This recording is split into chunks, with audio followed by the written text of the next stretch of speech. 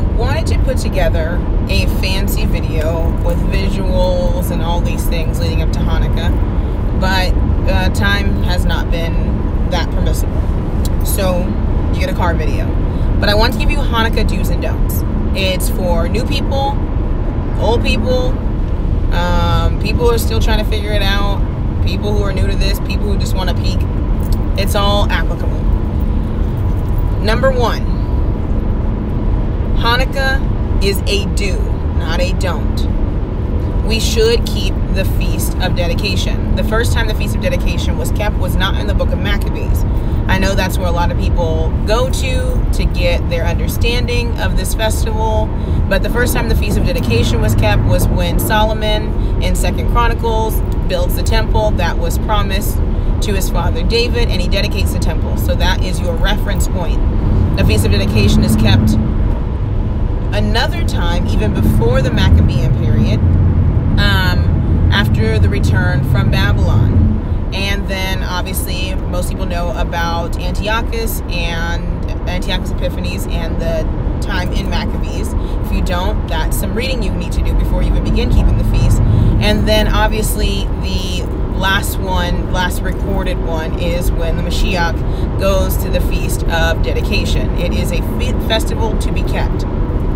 2, it is not the Messiah's birthday. And remember, our calendar is not, the Gregorian calendar means nothing in regards to our calendar. So we're not keeping a festival that falls in conjunction, per se, with the Christmas festival. It's not like it's not done like that intentionally. It's just how the time falls. Hanukkah falls on the Gregorian calendar different ways, but it's the same exact day. It's the 25th of Kislev.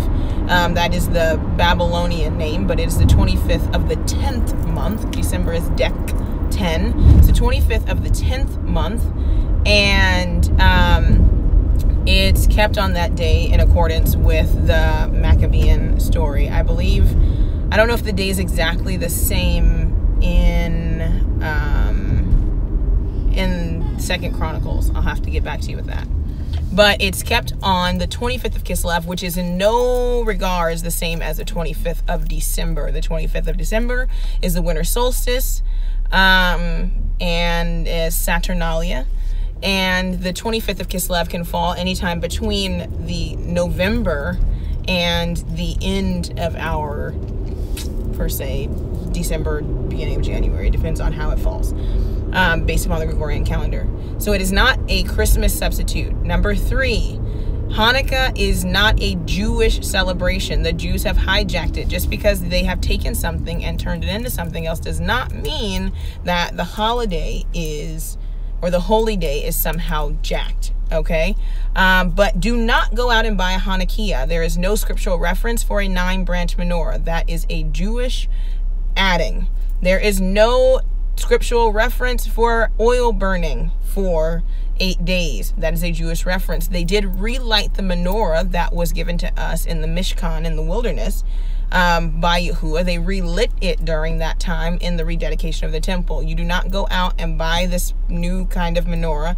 It has no scriptural reference, and most of them have a star of Moloch attached to it. If you don't believe me, look it up.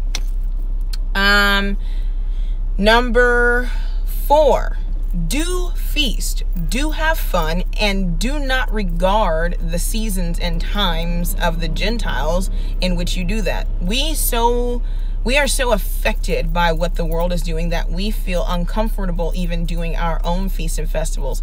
But may I bring to mind that Easter overlaps or falls in conjunction with Pesach, but it does not affect our ability to keep Pesach, because our things that we do during our festivals do not tie in to the things that the world does.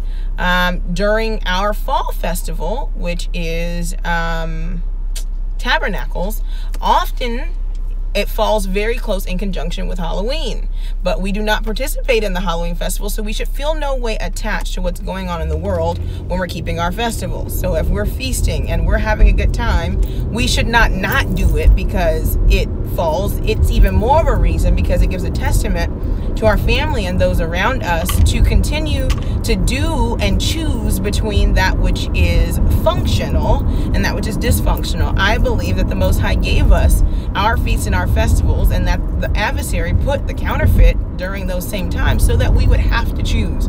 The same way he did not remove the nations when our ancestors went into the land, he's not going to remove these festivals while we're in the land of our captivity, but we have to show ourselves righteous in not participating in them, even though they are so nigh to the things that we're supposed to do. We're supposed to be the light of the world and the salt of the earth.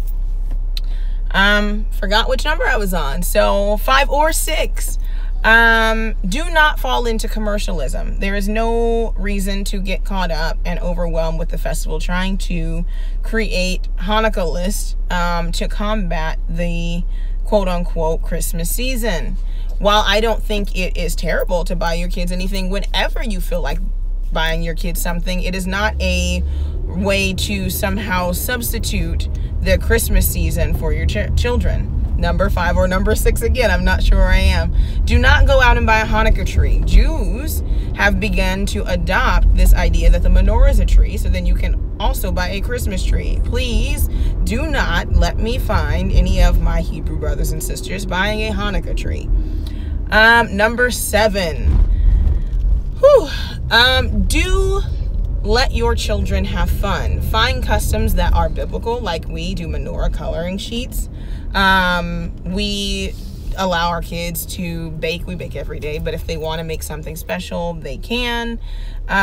We tell the story, and we just don't tell the Maccabean story, but we also tell the story of all the time of dedication. Number 8, do rededicate your physical temple, because we are living in a time where we do not have a temple per se. Our bodies are now the temple. So in this time of year, we should be rededicating ourselves and our lives back to the Most High. We should cleanse our bodies, which leads into number 8 or number 9. Can't remember how I'm counting.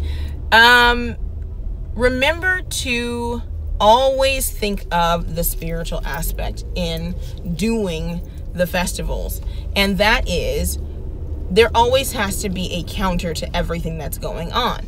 So if we are in a feast where all of it is about defiling and paganism, it makes sense that the Most High sets up a feast during this time that causes us to remember the times when we were his enemy and when we were as a people defiling the land and defiling our temples. And he caused us during one of the most trying times for a lot of people, holiday wise, in our lives, in our year, to consecrate ourselves and to pull back and to draw back from these times and to reflect on what's happening. If we partake, we are defiling. So this goes for people who are observing, people who are Christians, people everywhere should be looking at this time and seeing how can they rededicate their lives.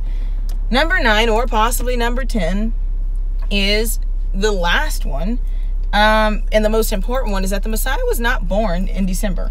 There's no possible way. The truth is that if you count, and if you can count to 12 and minus 9 from that, from the time in general when he was born, which is during the Feast of Tabernacles, then you will find that the conception of the Mashiach was during, more than likely, the dedication of the temple.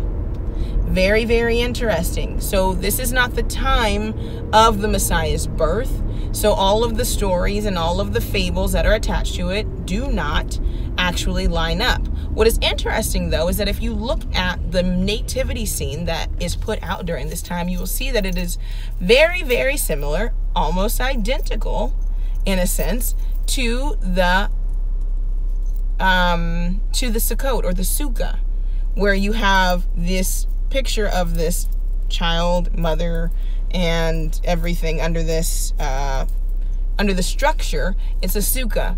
The actual nativity scene that is put on all these lawns during this time of year actually gives you the direct hint and clue to when the birth of the Messiah was.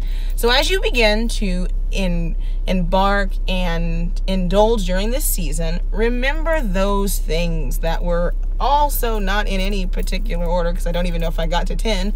But as you're going out, remember to search Scripture.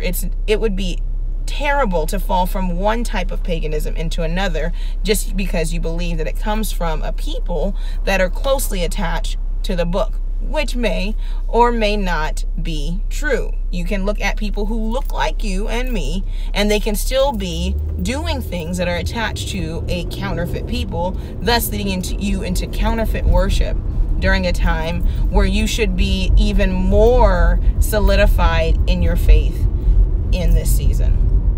So I hope that helps somebody. Also, I don't need a flood of, when do you keep Hanukkah? When do you keep Hanukkah? Do the best you can. That's going to be my answer for that. And for people who are keeping, coming up soon, for people who have already kept, and for people who have not yet kept, Chag Sameach. Shalom.